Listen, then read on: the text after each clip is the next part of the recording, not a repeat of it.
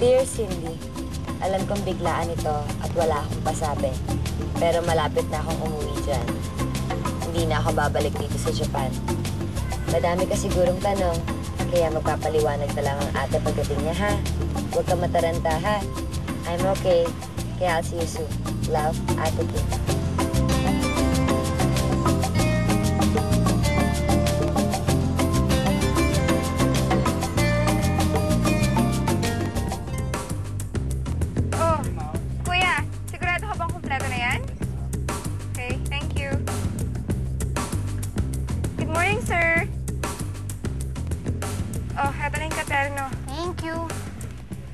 Cindy, handa na yung kwarto ng ate mo, ah. Swerte mo naman.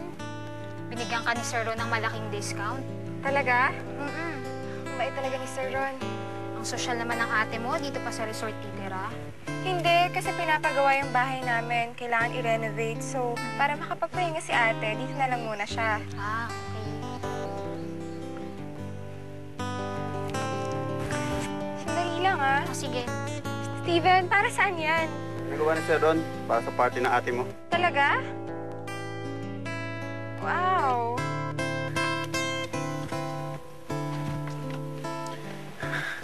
Ano, Cindy? Nagustuhan mo ba? Sir! Opo. Ang ganda nga eh. Nakakahiya naman sa inyo.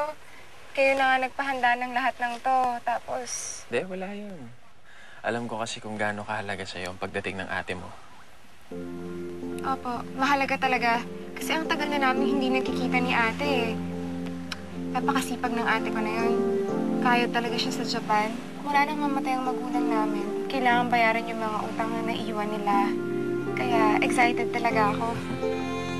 Cindy! Ito ate mo. Talaga? Oo. Si ate. Sir, sandali lang ah. Tama na ate mo.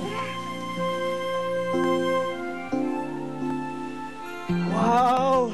Nararamdaman niyo na ba ang init dito sa napakagandang Dakak? Summer na talaga. Oo nga. Alam mo, nararamdaman ko na obvious pa sa haircut ko. Summer look yan. Oo nga, bagay na bagay sa'yo. Para kang si Victoria. At ako naman si David Beckham. Wow! Ay, yung midget version. International. Correct. At saka alam mo ba, ready na ako sa biyahe papuntang beach for a much-needed vacation. Sasama ako dyan, ha? Sama ka ba? Oo. At ready na rin ako sa mga baon ko. Kasi alam mo, gutumin ako sa biyahe. At pinagdala kita ng baon ko. Ito. Presto Creams! Yes! Ay, perfect talagang baon doon sa mga mag-i-excursion, mag-outing, Yes, tama ka out-of-town trips. Tama yun. At itong Presto Creams talaga ang favorite ko. Naku, sobrang favorite kong ko rin cookie ito. ito. Grabe. At ngayong hapon, isang kilig na naman na storya ang makikita ninyo na magaganap out of town. Sige. I love it. Habang kumakain ako ng Presto Ako rin. Creams na to, matanong nga kita. Sige, go. Sa pag-ibig ba, pwede bang ang maging karibal mo ay ang sarili mong kapatid? Nako, Ganda yan, ha? ayoko mangyari sa akin yan. Pero, nangyayari talaga yan. Nangyayari yan talaga dahil yan ang magiging kwento natin ngayong hapon. Ang magkapatid na si Cindy at Kim. Tingnan natin.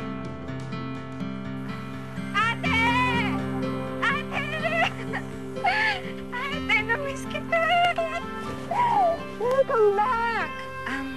Ba't ang daming tao? Kasi meron kami surprise party para sa'yo. Party? Bakit ka nagpa-party? Gusto ko sanang ipakilala sa'yo yung mga kasamaan ko sa trabaho. Pinapunta mo silang lahat dito para ibalandra ako? Bakit? Porket galing ako sa Japan? Ano akala mo sa akin? Entertainer ng taon? Ate, kasama ko yung boss ko.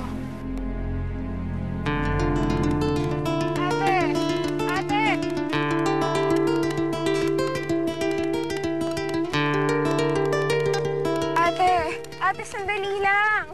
Saan ka pupunta? Kahit saan, basta malayo dito. Ate, sorry na. Akala ko matutuwa ka eh. Cindy, ano ka ba naman? Kaya nga ako umuwi dito sa probinsya para malayo sa mga tao. Tapos ano, pagdating ko, buong barangay ang bumalaga sa akin? Ate, sorry na talaga. Ang tagal-tagal kita hindi nakita. Ilang buwan tayo hindi nagkausap dahil hindi ka naman tumawag sa akin. Sinusumbatan mo ako, ganon? Hindi naman sa ganun. Kung ayaw mong magkwento, kung ayaw mong makita kanila, maiintindihan ko. Sige lang, pero please, huwag kang umalis, ate. Ate, ano to? Wala. Ano nangyari dyan? Wala, sabi! Sabihin mo sa akin. Anong ginawa nila sa'yo sa Japan? Sinabing wala. Huwag ka nga pakalamera. Ate, sagutin mo ako. Anong ginawa nila sa'yo doon? Ayoko nang isipin pa. Ayoko nang maalala.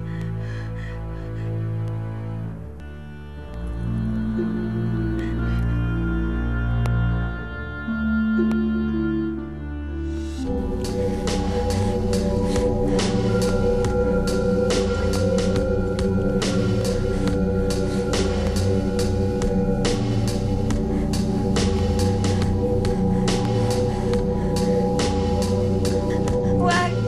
Tama na! Ayoko! Maawa! Ate! Tama na! Ate! Gumising ka. Ano nangyayari sa'yo? Ha? Bakit ka nagkakaganyan? Ate!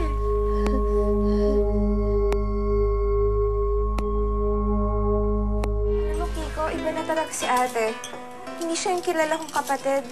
Ano kaya nangyari sa kanya sa Japan? Huwag mo nga tinatorture yung sarili mo. Alam mo kasi ate mo lang naman makasagot sa mga tanong mo eh. At gagawin niya yun pag handa na siya. Maghanda na siya. Eh, kailan siya magiging handa? Nahihirapan na ako, naguguluhan ako sa kanya. Sobrang hiyang-hiya ako kay Sir Ron. Ang ganda-ganda ng pakita niya, siyang nag-prepare ng party na yun, tapos ganun lang ginawa ni ate. Sus, ayos lang yun, no? Eh, parang baliwala nga kay Sir Ron yung ginastos niya eh. Oo nga eh. Bait-bait nga, no? Ang yaman-yaman. Ang gwapo-gwapo. Tapos, sobrang generous. Ay, naku, nag-umpisa ka na naman. Buong araw ka na naman maglilitanya. Bakit? Ano namang masama doon? Nakakasawa kaya, paulit-ulit ka. Alam mo, ikaw ang corny-corny mo talaga. Naalala ko tuloy. Nung bata pa kami, ang lagi kong kakwento-kwento ko sa mga crushes ko, si ate. Tapos binibigyan pa niya ako ng mga tips kung paano magkakagusto yung mga boys sa akin. Oh, kumubra naman. Yun lang. Hindi eh. Kasi, sa aming dalawa, si ate lang talaga ang ligawin. Lahat ng nagugustuhan niya, nagiging boyfriend niya. Ako, wala. Walang pumapansin sa akin. Kay Sir Ron nga lang, kahit anong gawin ko. Hanggang ngayon, dagma pa rin.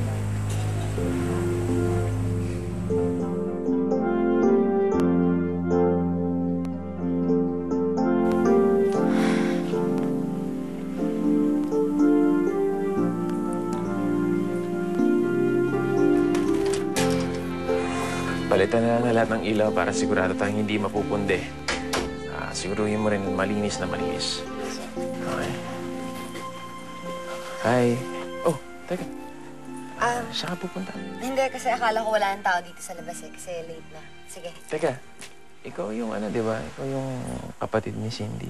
Yung sinalubong namin kanina. By the way, I'm Ron. Ron. Kasi palagi kang binabanggit ng kapatid ko sa mga sulat niya sa akin eh. Talaga? So, ibig sabihin pala nun, bago pa tayo magkakilala personally, kilala na natin isa't isa. So, pwedeng hindi tayo mailang.